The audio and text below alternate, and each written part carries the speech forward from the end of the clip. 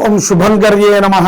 వక్రతుండ మహాకాయ సూర్యకోటి సమప్రభ నిర్విఘ్నం కురు మే దేవ సర్వకార్యేషు సర్వదా. ఆదిత్యాయ చ సోమాయ మంగళాయ బుధాయ చ గురు శుక్ర శనిభ్యశ్చ రాహవే కేతవే నమః.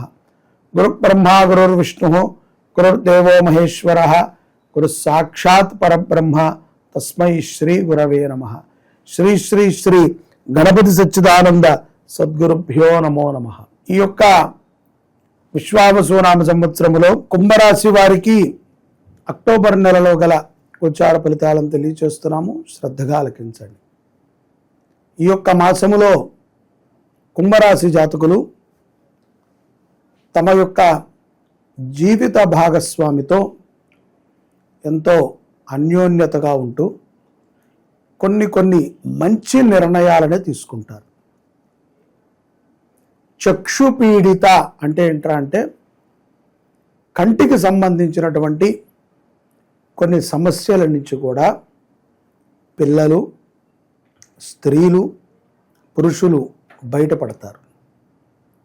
అలాగే కుటుంబములో ఆనంద ఉత్సాహాలు ఈ మాసములో అధికంగా ఉంటాయి. కుంభరాశి జాతకుల్లో అక్టోబర్ నెలలో కుంభరాశి స్త్రీలు ఎవరైతే వివాహం చేసుకుని గర్భం దాల్చి ఉన్నారో సత్సంతాన ప్రాప్తి కలుగుతుంది. ఆ సంతానము ఎంతో ఆనందాన్ని తెచ్చిపెడుతుంది. మనకి సామెత ఉన్నది కదా, గొడ్డొచ్చిన వేళ బిడ్డ వచ్చిన వేళ మనకి బాగుండాలి అని.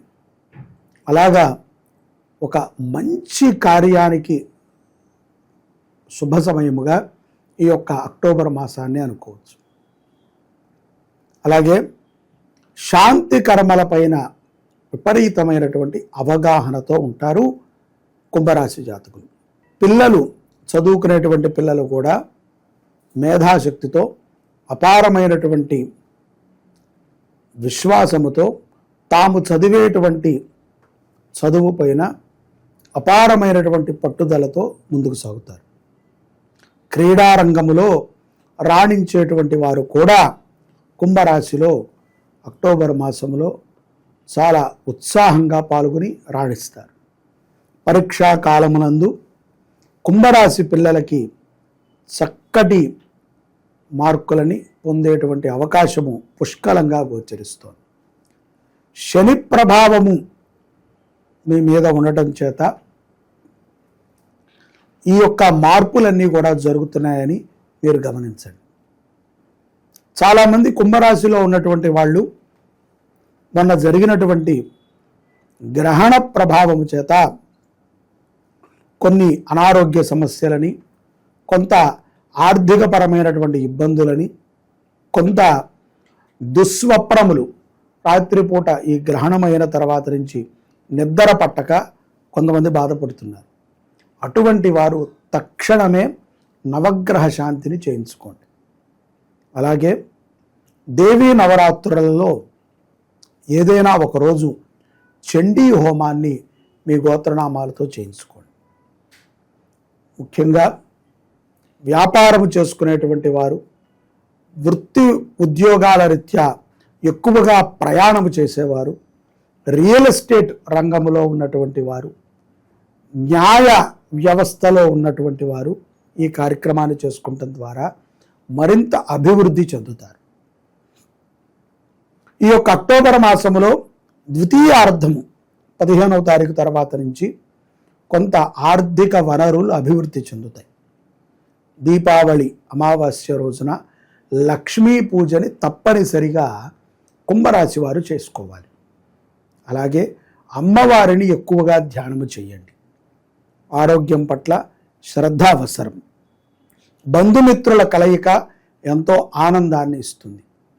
ఒక చిన్నపాటి సమస్య చాలా పెద్ద సమస్యగా మీ చుట్టూ అందరూ క్రియేట్ చేసి మిమ్మల్ని భయభ్రాంతులకి గురి చేస్తూ ఉంటారు.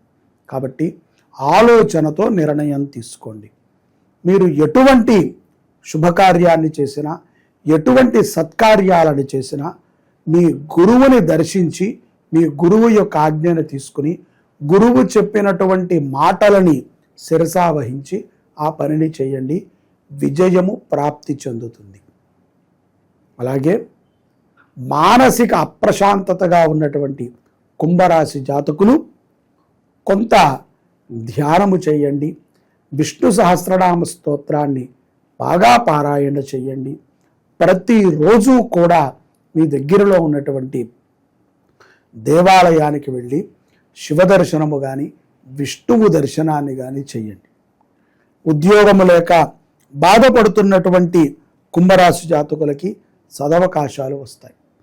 స్థానచలన ప్రభావము చేత విదేశాలలో ఉన్నటువంటి కొంతమందికి కొంత స్థాన చలన ప్రభావం కూడా కనబడుతుంది. కాబట్టి అమ్మవారిని బాగా ధ్యానము చేయండి. దుర్గా సప్తశతి యాగములో పాల్గొనండి. ఈ సప్తశతి యాగము శుభంకరి దేవస్థానంలో మనకి సెప్టెంబర్ 22 నుంచి ప్రారంభమవుతుంది. అక్టోబర్ 2 వరకు నవరాత్రులలో శతచండీ యాగాన్ని చేస్తున్నాం.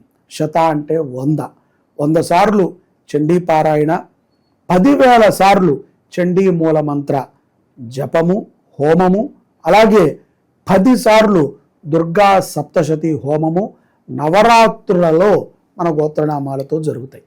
ఆ కార్యక్రమంలో మీరు పాల్గొనండి. మీ గోత్రనామాలను నమోదు చేసుకోండి.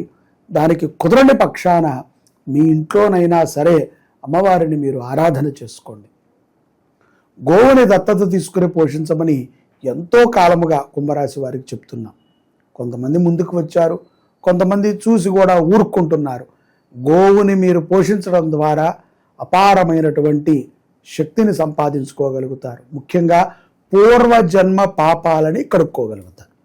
ఈ అవకాశాన్ని సద్వినియోగపరుచుకుని ప్రతి ఒక్కరూ కూడా నవగ్రహపూరితమైనటువంటి బాధల నుంచి కుంభరాశి వారు బయటపడి విజయప్రదమైనటువంటి జీవనాన్ని పొందాలి అని చెప్పి ఆశిస్తున్నాము. ప్రతి ఒక్కరూ కూడా ఈ ద్వితీయార్థము కానీ ప్రథమార్థములు అంటే అక్టోబర్ 1 నుంచి నెలాఖరు వరకు ప్రతిరోజు కూడా మానసిక ప్రశాంతత లేనటువంటి వారు శివ దర్శనము, విష్ణు దర్శనాన్ని చేయండి. నమ్మకంతో ఉండండి. ఎన్నో కష్టాలని దాటారు. ఇవేమీ కష్టాలు కాదు. ఈ మాసము సులభమైనటువంటి మాసముగా మీ అందరికీ చెప్తున్నాను. దేవి సౌభాగ్యం ఆరోగ్యం దేహి మే పరమం సుఖం రూపం దేహి జయం దేహి యశో దేహి ద్విషోజిహి. ఈ యొక్క 2025 సంవత్సరము సెప్టెంబర్ 22 నుంచి అక్టోబర్ 2 వరకు దేవీ నవరాత్రుల్ని మనం శరన్నవరాత్రుల్ని ఆచరణ చేసుకుంటున్నాం. ఈ యొక్క శరన్నవరాత్రుల్లో అత్యంత విశేషముగా శ్రీ శుభంకరి దేవస్థానం పీఠంలో శతచండీ యాగాన్ని చేస్తున్నాం. శత అంటే 100 సార్లు దుర్గా సప్తశతి పారాయణని చేయిస్తూ మరియు ప్రతిరోజు కూడా 1000 సార్లు అమ్మవారి యొక్క మూల మంత్రంని జపము, హోమాన్ని ఆచరణ చేయిస్తూ అలాగే ఈ 11 రోజులు కూడా ప్రతిరోజు చండీ హోమాన్ని చేస్తూ శతచండీ యాగాన్ని మనం ఆచరణ చేస్తున్నాం. ఇది చాలా విశేషమైనటువంటి యజ్ఞం. ఎందుకంటే అమ్మవారి శ్లోకంలో చెప్పినట్టుగా విధానంగానే దేవి అమ్మవారి యొక్క అనుగ్రహం మన మీద ఉంటే సకల సౌభాగ్యాలు, సకల విద్యలు, సకల లక్ష్మీ కటాక్షములు మనకి ప్రాప్తి చెందుతాయి. మనకి ఉన్నటువంటి అంతఃశత్రువులు, బాహ్య శత్రువులు కూడా ఈ యొక్క యజ్ఞము ద్వారా నివృత్తి అవుతారు. రాజకీయ పరంగా కానీ, న్యాయ వ్యవస్థతో పోరాటము కానీ, లేకపోతే భూ సంబంధిత విషయాలలో ఇరుక్కున్నా కానీ, లేకపోతే కుటుంబ కలహాల నుంచి కానీ, అలాగే వ్యాపారములో కానీ ఉద్యోగములో కానీ ఉన్నటువంటి చికాకులని మనము తొలగించుకోవాలి అంటే కనుక ఏకైక బ్రహ్మహస్త్రము ఏమిట్రా అంటే చండీ యాగం. అందుకనే అన్నారు కలో చండీ వినాయకం. కలియుగములో చండీ అమ్మవారిని ఆరాధన చేసిన, గణపతిని ఆరాధన చేసిన ఇట్టే మనం అనుకున్నటువంటి కార్యాలన్నిటినీ కూడా మనము సిద్ధింప కలిగించుకోగలుగుతాం. ఇది ఒక సులభతరమైనటువంటి అవకాశం మానవులకి. ఎందుకంటే సామూహికంగా ఈ యాగం జరుగుతోంది. మీరు కూడా ఈ యొక్క యాగంలో పాలు పంచుకుని అమ్మవారి యొక్క అనుగ్రహాన్ని పొందండి. ఇతర వివరాలకి కింద కనబడుతున్నటువంటి నెంబర్ని సంప్రదించి మీ యొక్క గోత్రనామాలని నమోదు చేసుకుని అమ్మవారి అనుగ్రహం పొందండి. అమ్మ దయ ఉంటే అన్నీ ఉన్నట్టే. జై శుభంకరి.